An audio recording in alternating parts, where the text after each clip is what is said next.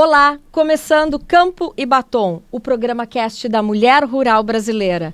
Eu sou Alessandra Bergman, jornalista, recebo e trago neste programa convidadas e convidados de todo o país para mostrar, ensinar e aprender contigo, Mulher Rural.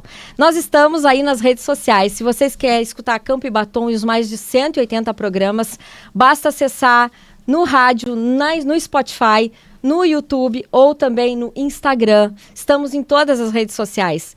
Clica no sininho, siga o canal agora. E o assunto de hoje é fundamental para quem gosta de abelhas, para quem gosta de soja, de lavoura, porque a gente vai falar sobre a conciliação destas duas, da plantação com a criação.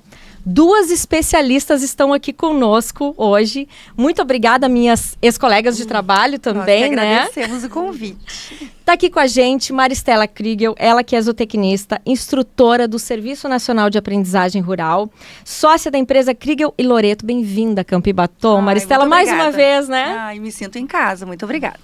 E também com a gente, Maria Eduarda Carneiro, que é zootecnista, mestranda na URGS, apicultora e também integrante de um programa especial do Senar, né, Maria? Muito obrigada por estar aqui com a gente. Muito obrigada pelo convite, Maristela, também. É uma honra estar compartilhando a mesa com duas mulheres tão incríveis. Então, eu quero falar muito sobre essa vivência de vocês como apicultoras, né? E num cenário que hoje a gente está em risco aí, né? Tanto que 70% do mel produzido no país está comprometido com essa situação da taxação que está sendo aplicada pelos Estados Unidos e, ao mesmo tempo, um produto que é originariamente da agricultura familiar, né? Vocês convivem diretamente. Sem contar no universo da abelha, que é fantástico. A gente vai falar sobre tudo isso, política, vamos falar sobre vivência, sobre lavoura, sobre pecuária. E eu queria, Madu, que tu começasse já me falando, São Gabriel, onde tu estás hoje, é um polo fundamental da apicultura. Por que isso?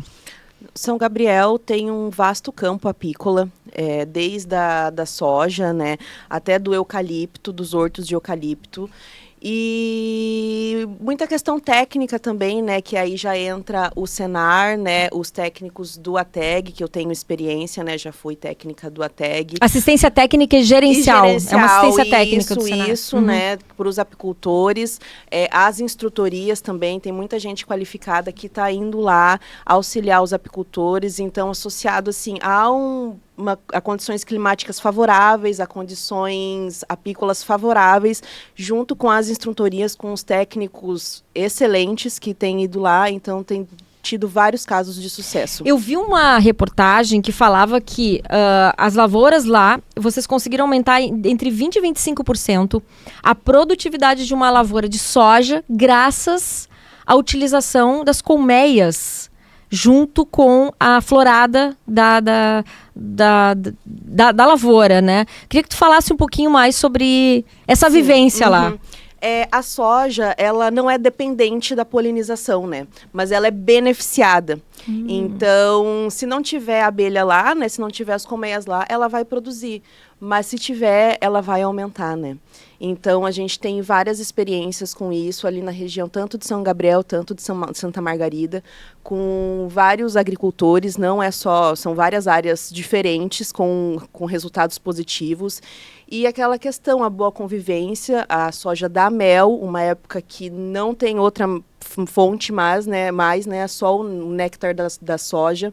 Então, o agricultor ganha, o apicultor ganha, o meio ambiente ganha pela proteção dos polinizadores, né? E aquela coisa também, a aplicação dos defensivos sempre de maneira correta, sempre tendo aquela boa convivência, a conversa. Então, é bom para todo mundo. Campo e Batom, o programa cast da Mulher Rural Brasileira. Você está com dúvida, quer saber mais sobre integração apicultura e lavoura?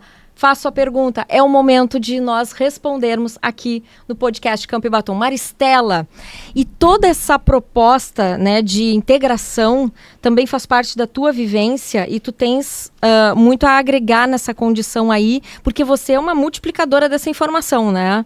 Na verdade, assim, o ATEG, ele vem para trabalhar com o produtor de uma maneira, assim, mais longa. Mas junto do ATEG, o próprio técnico nos chama para fazer as instrutorias.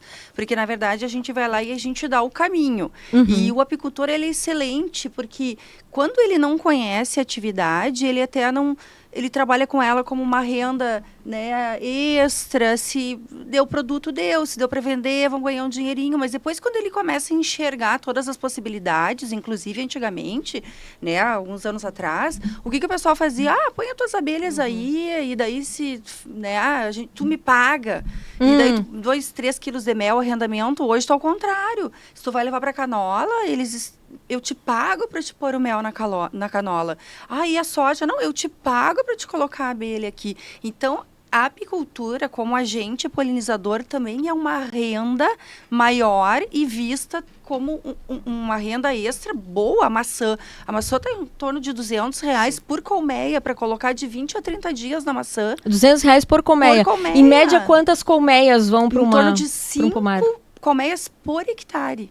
Então, tem a Razib, que é uma empresa grande lá de vacaria, tem 7.000 hectares ou mais de maçã. Tu imagina quantas abelhas. Eu tenho um produtor lá de vacaria que ele tem 1.200 caixas só para polinização da maçã, e ele vive só da apicultura. Então, quando a gente fala da abelha como pequena propriedade, agricultores, a gente tem que lembrar que também tem pessoas que investiram tudo na área apícola e que vivem dessa renda única exclusivamente. Então, ela pode sustentar uma família só essa atividade, seja produzindo mel, pólen, própolis, todos os produtos da colmeia, seja arrendando para uma outra atividade, aumentar a sua produtividade, né? Então, é um gerador de rendas incrível. Nexa Hub, acelere seus lucros e modernize sua propriedade. Nessa tecnologia, Nexa, tecnologia e gestão para quem precisa se conectar. Esse é o nosso apoiador aqui em Campo e Batom, direto do estúdio. Mas, Maristela, como é que está essa situação do produtor que vem de uma enxurrada, né, de uma chuva que levou grande parte das colmeias o ano passado, agora passando pelo desafio da taxação? Qual é a perspectiva aí que tu vês relacionada à condição do produtor de mel brasileiro, vamos dizer assim? Porque no Pará tem muito produtor de mel também. Sim. Né? O Rio Grande do Sul, eu não sei em que escala ele está hoje. O Brasil produz ao redor de 40 mil toneladas por ano de mel, tá? Desses 40 mil, ao redor de 53% vai para os Estados Unidos. E depois nós temos outros mercados, obviamente, tá? Então, o que acontece com o mercado? Nós colocamos todos os nossos ovos na exportação.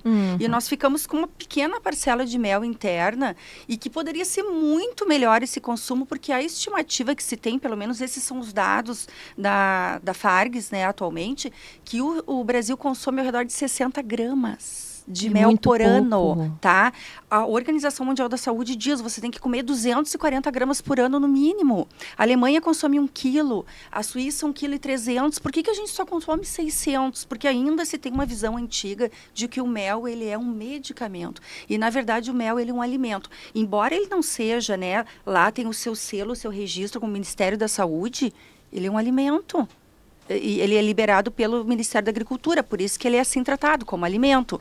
Então, mas se ele fosse pelo Ministério da Saúde, bom, daí ele seria um medicamento, mas ele não é. É o Ministério da Agricultura que libera ele. Consequentemente, nós temos um alimento que tem que ser consumido diariamente, né? Uma colherinha, todos os dias. Eu como mel todos os dias. Eu também como mel. Ontem de noite tomei meu chazinho com mel e um pouquinho de própolis, né? Tem isso então, também. A gente tem que fazer esses combos. Por quê? Porque a gente tem que falar em saúde. A gente tem que falar da continuidade do nosso dia a dia sem depender dos outros medicamentos, que eu sei que às vezes são inevitáveis entrar na nossa vida, mas se a gente pode ter um dia a dia mais saudável, né, uma alimentação melhor, por que a gente não pode incluir esse mel no nosso dia a dia? A gente tem que aprender isso. E isso passa pelo quê? Por uma campanha nacional.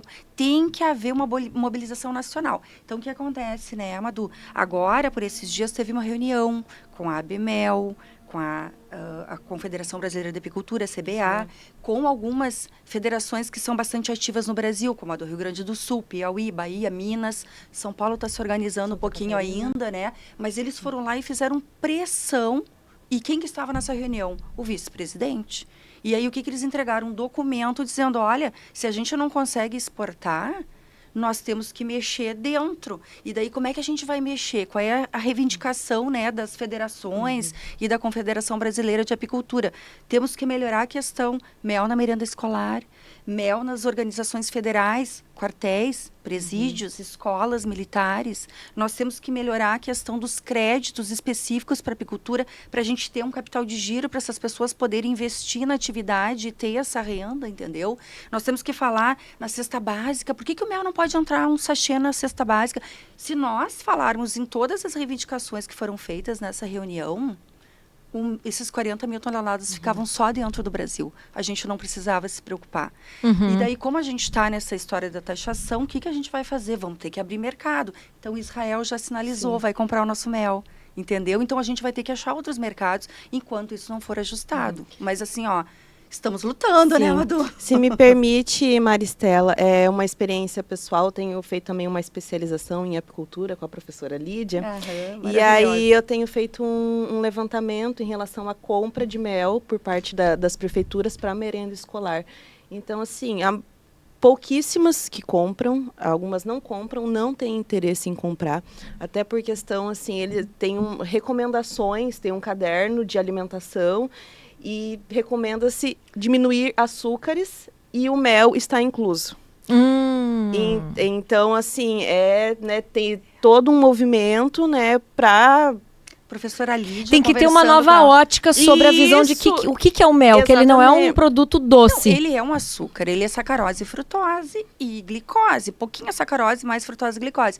Mas assim, é como que você vai oferecer? Você não vai oferecer para uma criança de 2, 3 anos na escola 1 quilo. São gramas que se oferece por dia. Eu não posso sobrepor a doçura ao alimento. Isso tem que entrar de forma sutil, entendeu? Nós temos que aprender a educar o paladar das crianças. Mas aí, quando a gente entra com esses açúcares que acabam preenchendo toda a boca, se essa criança não for, né, vamos dizer, treinada, né, todos os dias a comer esse produto, lá adiante, quando adulta, ela não vai reconhecer esse doce, entendeu? Então, ela não vai ser uma consumidora. Então, quem são os consumidores de mel hoje, geralmente, são pessoas mais velhas, né? O jovem, adolescente, eu trabalho no Jovem Aprendiz, que é a do Senar, né? E eu sempre começo as minhas aulas do jovem entregando para eles perguntas e respostas para eles fazerem para eles e para todos os familiares, eles me trazem. Às vezes eu tenho turma de 40 alunos, só 2 comem mel. Daí tu fala com as pessoas em casa, a avó come mel, os pais não comem.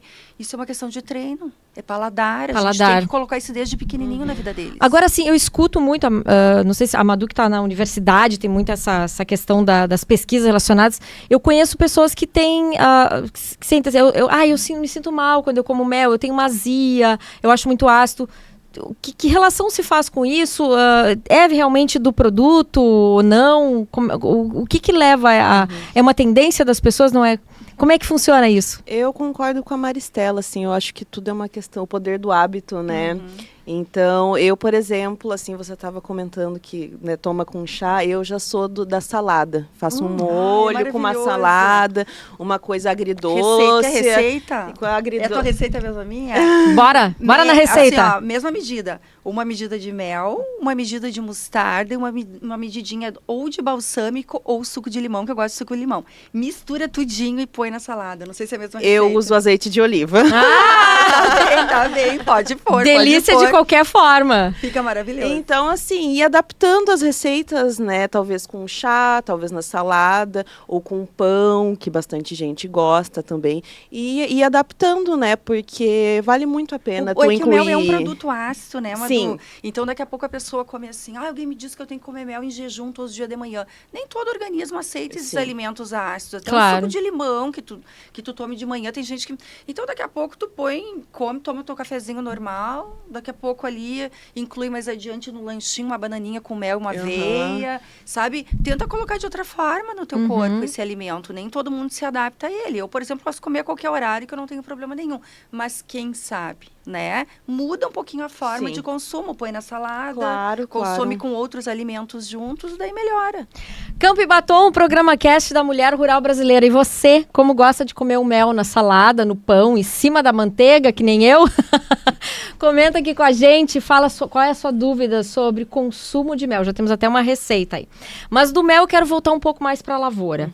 A gente estava há poucos dias aí com uma decisão bem forte, um envolvimento da produção de mel numa pegada de que o produtor rural, ele é mais do que um produtor, ele é um conservador da natureza. Maricela, tu estava envolvida nisso também, estava sabendo algumas informações sobre essa decisão aí, né? Inclusive, nessa conversa, nesse documento que foi passado, né, para a presidência da República, uma das coisas que gostaríamos era de incluir, né, o apicultor justamente nesses benefícios. Então, o que se gostaria, né? Inclusão da atividade de apicultura e meliponicultura no Programa Federal de Pagamento por Serviços Ambientais. Nós gostaríamos que entrasse. Porque, na verdade, assim, ó, toda propriedade rural, ela tem lá, né, o seu percentual aqui no Rio Grande do Sul, em torno de 20% da propriedade, ela tem que estar preservada, né? Nós temos que ter isso. E como é que essa área preservada, então, ela teoricamente não vai render nada para o produtor, porque ele poderia estar colocando uma lavoura ali, etc. Mas nós temos as nossas APPs, tá? E qual é a contrapartida disso? O produtor, quando ele vai pagar, né, os seus impostos rurais, etc., é abatido.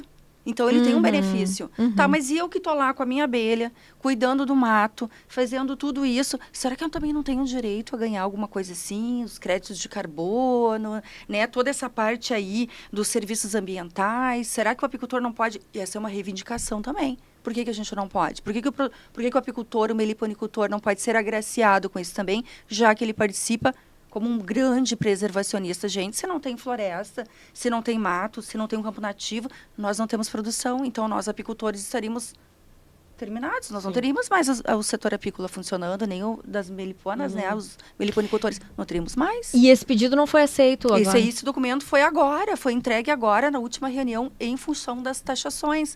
Porque como ocorreu a taxação, obviamente, nós temos que correr atrás de outras coisas. Como é que esse pequeno, médio ou grande apicultor, seja lá qual for, mas principalmente apicultores, em torno de 500 mil pessoas estão envolvidas na apicultura e meliponicultura hoje no Brasil. Quase todas elas são pequenas propriedades, pequenos agricultores. Como é que eles vão sobreviver nessas taxações, tu entendeu? Tem gente que pega quanto? 3, 4 tambores, né, Madu? 5 tambores, que já vai dar uma rendinha para ele para fazer outras coisas na atividade. Como é que essa pessoa vai ficar com esses tambores parados em casa? Então, nós temos que ter outra forma. Como é que eu vou receber? Talvez nessas atividades aí, serviços ambientais. Por que esse apicultor não pode ganhar aí, não pode ganhar na merenda escolar? Por que ele não pode ganhar de outras formas? Sempre depender da exportação. A exportação é uma caminho, das formas, né? É um caminho. Mas isso tudo são políticas públicas, né? O país é enorme, né? A gente tem uma variedade de formas de deixar esse produto aqui, né? Com certeza. Mas isso são políticas públicas e sempre passam pela questão toda política, né? Então, nós, como setores, ficamos muito dependentes dessas situações. Mas assim, tem uma pressão muito grande, né? A CBA é muito ativa, né? No Brasil, muito forte, né? Os seus presidentes e vices e toda a comissão é muito forte. A gestão atual a gestão tem feito um excelente trabalho. E mais as nossas federações que estão em cima, né? Nossa Federação Gaúcha, que foi reeleita agora, né? Também está pressionando bastante. Campo e Batom, o programa Cast da Mulher Rural Brasileira. Nexa Hub, acelere seus lucros e modernize na propriedade. Nexa, tecnologia e gestão para quem precisa se conectar. Você já sabe o que vai perguntar sobre criação de abelhas, produção. Aliás, a abelha é um animal, né, gente? É um animal. A gente não é um inseto, ele é um animal, ele é classificado de forma diferente. Existe uma tendência de mais mulheres serem apicultoras do que homens, Manu? O que tu percebe isso? Porque é uma ideia bem... antigamente não, tinha muito perigo, tem que usar EPI total, né? Como é que é essa relação de gênero com relação à criação? Eu confesso, assim, que na minha região ainda é uma profissão mais masculinizada. Mas conversando com outros técnicos, né, daqui do estado mesmo, algumas regiões têm a predominância feminina. Mas os técnicos que agilizam, que trabalham, muito mais mulher, né? Exatamente, tu disse tudo. Tanto os do ATEG quanto a instrutoria, a maioria, maçante, são mulheres. O que vocês, na opinião de vocês trariam como um valor fundamental dentro de uma colmeia, de uma abelha, que a sociedade hoje precisa exercitar e exercer? E a questão da organização, né? A organização tem uma rainha ali e tem toda uma estrutura, cada um tem a sua função, tem a questão do respeito também, né? Então, tudo a ver com o lado feminino, né, Maristela? Eu acho assim, ó, que a sociedade apícola, a sociedade, a colmeia, ela é extremamente organizada, por quê? Porque não existe uma hierarquia em que o outro seja menosprezado, entendeu? A gente sempre acha assim, não, esse tem mais dinheiro, esse tem menos dinheiro, então esse é melhor, esse é... Não existe. Nós temos uma rainha, mas que interage com todo mundo, faz as suas determinações, as suas ordens, todo mundo vai lá, Ou seja, né? ela não interage só com quem está subordinado a ela. É a Toda liderança que todo mundo colônia, prega, a liderança moderna. Isso aí, é uma sociedade que trabalha em prol da colmeia para que todo mundo sobreviva. Então, quem está no campo trazendo as coisas, não chega e diz, não, eu sou melhor do que tu. Elas conversam, as tuas conversam, as minhas conversam muito, as minhas abelhas lá dentro, porque a gente faz todo um diálogo para poder explicar para o produtor como é que ela interage. Como é que se traduz uma conversa de abelha? Como assim? Olha, algumas coisas a gente pode entender quando é por causa das danças, né? Porque as abelhas dançam para dizer onde é que estão as referências de água, de alimento e onde ela mora. Mas outras a gente faz, assim, um diálogo fictício, né? A rainha agora disse, vamos trabalhar, né? Então, muitas vezes, a gente explica para o produtor dessa forma. Aquelas campeiras que saem, que estão trazendo o principal, né? Que é o alimento.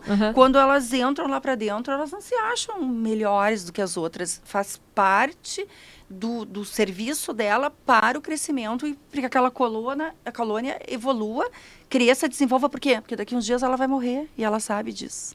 Então, não existe isso, né? Dessa... É simplesmente fazer a minha função por um bem maior e deu. E aí é crescer, executar suas tarefas e morrer. Isso tudo numa boa. Né? Tudo numa boa, porque ela sabe o ciclo dela, ela tem esse autoentendimento. Isso aí, é fantástico. Quais são as operárias, o nome das operárias que existem na estrutura da sociedade de uma colmeia?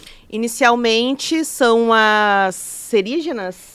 Logo que elas nascem, elas ficam até mais ou menos uns 20 dias dentro de casa. Então, que eu vi um meme de uma rede social que tem assim, tem a que sai, a que faz a limpeza. Sim, é isso aí. Sim. Só que daí até os 5 dias, como elas terminam o seu desenvolvimento nos primeiros 5 dias de vida, que daí elas vão endurecer as asas aqui, né? Trabalham na limpeza. Então elas ficam ali, né? Incubando ovos, trabalham limpando, na limpeza. Depois, na sequência, elas já começam a produzir geleia real. Isso, elas são nutrizes. Alimentar as larvas. Alimentar os bebês. E a rainha. Tipo o berçário e a rainha. Isso aí. Daí, depois, na sequência, elas produzem cera. E daí, depois da cera, daí elas já vão para outras atividades, como engenheiras, por exemplo, faxineiras. E elas vêm se aproximando para a beirada da casa, para a porta. Quando elas já estão lá na beirada da porta, elas já são guardas. E aí, depois, logo em seguida, elas fazem atividades externas. Então, dos 20 dias, mais ou menos, até os 55, 50, que é o que elas vivem, em média, né? Aí elas vão fazer as atividades de trazer mel, pólen, própolis, água, que é o que a colônia precisa para sobreviver. Daí elas são campeiras, né? Aí elas são campeiras, uau. Que bárbaro isso, muito bacana. Até me perdi no que eu ia perguntar, que eu ia fazer uma pergunta relacionada a essa estrutura, né, porque é um exemplo a ser dado e tudo acontece internamente, é uma preparação interna para depois ir para o mundo, né? Isso, sim, exatamente. E nas são as mais maduras. É a mesma coisa. Nas meliponas é a mesma coisa, as abelhinhas sem ferrão. Elas nascem, ficam fazendo atividades internas e quando elas vão se aproximando para a entrada da casa, daí é que elas vão fazer as atividades externas. Muito bem. Que recado agora, para a gente encerrar aqui, né, os combinados do nosso podcast aqui, que recado vocês deixam para quem está começando na apicultura, né, que está dentro dessa condição hoje que nós estamos, né, tanto econômica quanto relacionada ao meio ambiente, né? Que recado vocês deixam para quem está na apicultura ou quem quer começar na apicultura?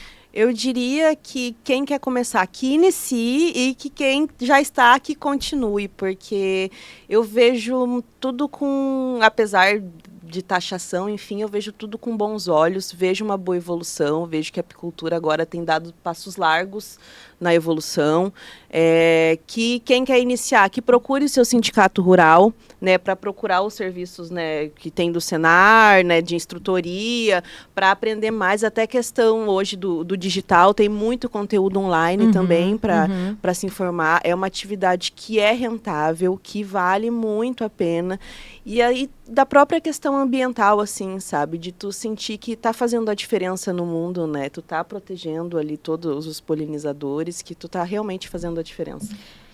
E a apicultura é uma atividade bem rural, mas para quem quer trabalhar também com as abelhas, tem as meliponas, né? Que tu pode ter na área urbana. Sim, e tu também vai participar de tudo isso. Eu também tenho colmeias na minha casa, tem umas 20 mais ou menos. E aí essas abelhinhas, elas também estão participando da polinização do jardim, da grama, né? Até da grama. De tudo. Então, a grama precisa de abelha. E a meliponicultura juntas, elas estão assim, ó, participando do crescimento, da evolução do planeta no todo. Então, faço das tuas palavras, Madu. Quem não começou, comece. E quem já está, cresça, evolua, continue, porque a apicultura é um prazer só. Sim. Ela é uma apiterapia. Apiterapia! Uau! Descreva melhor a apiterapia, Manu. É terapia com os produtos apícolas. Isso aí. Porque a apiterapia, ela vai desde a parte de ela estar existe na colônia. Quando tu tá lá, tu já foi, Alessandra? Sim, porque já participei do momento de levar alimento para as abelhas. Então. Até porque a época do inverno... Aliás, é uma pergunta, temos duas perguntas, eu não vou poder encerrar agora. Uma das perguntas é sobre como tratar das abelhas num período de inverno rigoroso que nós estamos tendo aqui no Rio Grande do Sul, principalmente, porque é muito frio. E elas são seres que gostam do calor, elas né? hibernam, né? Nesse período, assim, a temperatura impede delas saírem. Apesar que a apis sai ali com 10 graus, ela tá na rua. Ela é bem, assim, até aceita. As meliponas tem algumas com 18 graus, 20 graus para sair de casa. Então, elas precisam de mais cuidados ainda. Mas, geralmente, né, Madu, na entrada agora do inverno, a gente dá um alimento proteico. Isso. Né? E esse alimento proteico, ele tem várias receitinhas, tá? Mas, geralmente, o pessoal faz, assim, um xaropinho invertido, que é água com açúcar e limão, e depois acrescenta ali uma proteína de soja ou outra fonte de proteína. E forma um bifezinho. Sim. E esse bife a gente põe no período do inverno inteiro para ela. O que geralmente a gente faz. Uma redução de alvado. Isso, e um poncho por cima, que é um plástico, para manter o aquecimento da colônia. São as 3 coisas que a gente indicaria agora para o inverno. Ali na minha região, devido à umidade e às vezes até a dificuldade do apicultor, que assim, inverno, chuva, às vezes fica com dificuldade para acessar os apiários, né? Ali na região de São Gabriel, confesso que não falta muito pólen. São Gabriel é a parte, foi o né? que a gente estava conversando. São Gabriel tá assim num lugar sim, totalmente fantástico. Privilegiado. Então, assim, lá a gente já acaba não ofertando a questão da proteína de soja, né? Que é o substituto do pólen. E aí, devido à dificuldade para acessar os apiários, oferta só o açúcar seco, que é assim, só para não faltar uma energia. Isso, só para não porque, morrer na verdade, os enxames. Vai oferecer sacarose, é uma sacarose seca. E o que ela faz? Se ela precisar, ela come. Ela Se umedece. Não precisar, daí ela umedece, ela lambe ali, e daí ela vai converter lá dentro do papinho dela em frutose e glicose, essa sacarose aí. Porque ela tem uma enzima que faz essa inversão, né, que é a invertase. E aí ela consegue transformar em frutose e glicose. E o açúcar seco é bom porque ele não fermenta, ele não estraga. Se ela quiser, come. Se não quiser, ela simplesmente ignora e vai para o campo forragear. Pergunta de uma ouvinte urbana. Como saber como comprar mel? Como não comprar mel falsificado? Que a gente estava falando até nos bastidores sobre um problema, né? É um problema o mel falsificado hoje, né?